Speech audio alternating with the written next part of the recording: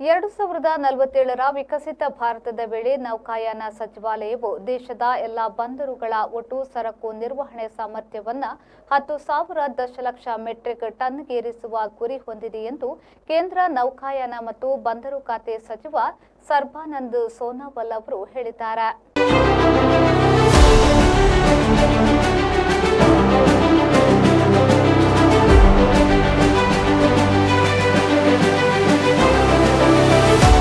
ಅವರು ನವಮಂಗಳೂರು ಬಂದರು ಪ್ರಾಧಿಕಾರದ ಸುವರ್ಣ ಮಹೋತ್ಸವದ ಸಂದರ್ಭದಲ್ಲಿ ಪಣಂಬೂರಿನ ಡಾಕ್ಟರ್ ಬಿಆರ್ ಅಂಬೇಡ್ಕರ್ ಸ್ಟೇಡಿಯಂನಲ್ಲಿ 1,507 ಕೋಟಿ ರೂಪಾಯಿ ಮೊತ್ತದ ವಿವಿಧ ಯೋಜನೆಗಳ ಲೋಕಾರ್ಪಣೆ ಹಾಗೂ ಶಿಲಾನ್ಯಾಸವನ್ನು ನೆರವೇರಿಸಿ ಮಾತನಾಡಿದರು.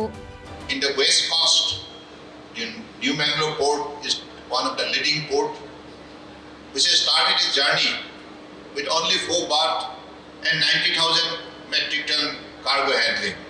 From that position to the 16th number of berths and with most modern facilities and handling the cargo 46 million metric ton.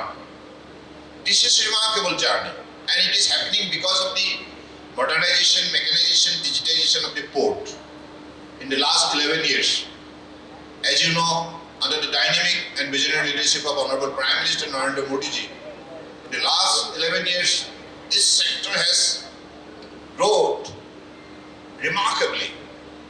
Whether it is turnaround time, whether it is handling of the cargo, whether it is bringing the modern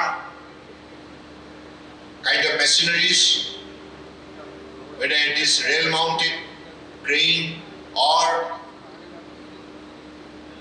moving harbor crane or solar powered and shore to ship energy supply, and also making the entire port green with less carbon emission.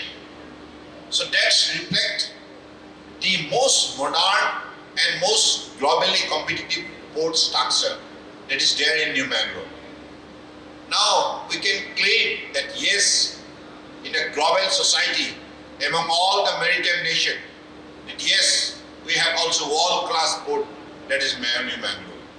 So I believe with this confidence, our journey for the next 22 years, Amrit Kal vision. ಕೇಂದ್ರ ಗ್ರಾಹಕ ವ್ಯವಹಾರ ನವೀಕರಿಸುವ ಇಂಧನಗಳ ಖಾತೆ ಸಚಿವ ಪ್ರಹ್ಲಾದ್ ಜೋಶಿ ಅವರು ಮಾತನಾಡಿ, ಮಂಗಳೂರು ಬಂದರು ಸ್ಥಾಪನೆಯಲ್ಲಿ ಮಾಜಿ ಸಂಸದ ಶ್ರೀನಿವಾಸ್ ಮಲ್ಯರ ಕೊಡುಗೆಯನ್ನ ಮರೆಯಲಾಗದು. ಅಂದು ಆರಂಭಗೊಂಡ ಬಂದರು ಇಂದು 30,000 ಮಂದಿಗೆ ನೇರ ಪರೋಕ್ಷ ಉದ್ಯೋಗ ಕಲ್ಪಿಸಿದೆ ಎಂದರು. ಇಲ್ಲಿ ರಾಣಿ ಅಬ್ಬಕ್ಕನಂತಹ ಮೊದಲನೆಯ ಸ್ವತಂತ್ರ ಹೋರಾಟಗಾರ್ತಿ ಅಂದರೂ ತಪ್ಪಾಗಲಿಕ್ಕಿಲ್ಲ. ಯಾಕಂದರೆ ಪೋರ್ಚುಗೀಸರ ವಿರುದ್ಧ ನಮ್ಮ ಇಲ್ಲಿನ ನಾವಿಕರನ್ನ, ಮೀನುಗಾರರನ್ನ ಕಟ್ಟಿಕೊಂಡು ಪೋರ್ಚುಗೀಸರನ್ನ ಸೋಲಿಸಿದಂತಹ ಮೊದಲನೆಯ ರಾಣಿ ಅದು ರಾಣಿ ಅಬ್ಬಕ್ಕ, ಉಳ್ಳಾಲದ ರಾಣಿ ಅಬ್ಬಕ್ಕ ಅನ್ನುವಂಥದ್ದನ್ನು ನಾವು ನೆನಪಿಕೊಳ್ಳಬೇಕು. ನಾನು ಈ ಎಲ್ಲ ಸಂಗತಿಗಳನ್ನ ಈ ಸಂದರ್ಭದಲ್ಲಿ ಯಾಕೆ ಹೇಳ್ತಾ ಇದ್ದೇನೆ ಅಂತಂದ್ರೆ, ಇವತ್ತೇನೋ ಬಂದರ ಪೋರ್ಟ್ ಅಥಾರಿಟಿ 50 ವರ್ಷಗಳನ್ನ ಪೂರೈಸಿದೆ. ಬಹಳ ದೊಡ್ಡ ಪ್ರಮಾಣದಲ್ಲಿ ಒಂದು ಬೆಳವಣಿಗೆಯನ್ನೇನ ಕಂಡಿದೆ. ಇದರಲ್ಲಿ ಅನೇಕರು ಬಹುದೊಡ್ಡ ಕೊಡುಗೆಯನ್ನ ಕೊಟ್ಟಿದ್ದಾರೆ. ಆ ಕೊಡುಗೆಯಲ್ಲಿ ಇದೆಲ್ಲ ಏನು ಒಂದು ವಿರಾಸತ್ತಿದೆ. ಈ ವಿರಾಸತ್ತು ನಿಮ್ಮ ಇಲ್ಲಿ ವೀರತೆಗಿರಬಹುದು, बुद्धिमत्तेगिरಬಹುದು. आपको जानकारी होगा सर्वानंद जी, इधर के लोगों को ये कहा जाता है बहुत ही इंटेलिजेंट लोग है, मोस्ट इंटेलिजेंट लोग है, उनका IQ बहुत है। तो ऐसे लोगों के बीच में ये जो डेवलप हुआ है उसमें माननीय प्रधानमंत्री जी के नेतृत्व में 10 साल में आपका भी एक बहुत बड़ा कंट्रीब्यूशन है।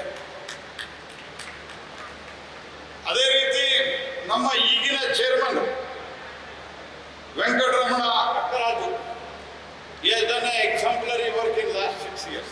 He has really done a good job.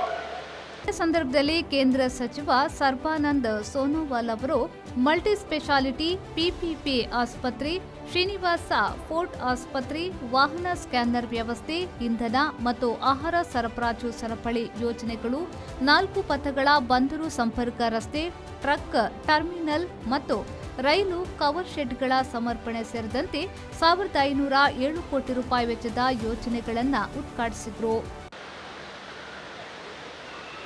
Construction of shed over rail lines 1 and 2 at Marshalling Yard. Aegis Hope Oil and Gas Terminal. Bitumen, edible oil and other liquid storage tanks of MK Agrotech Private Limited.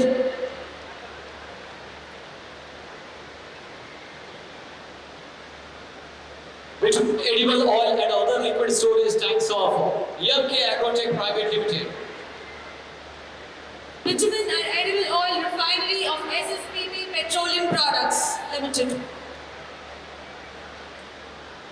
Under vehicle scanner.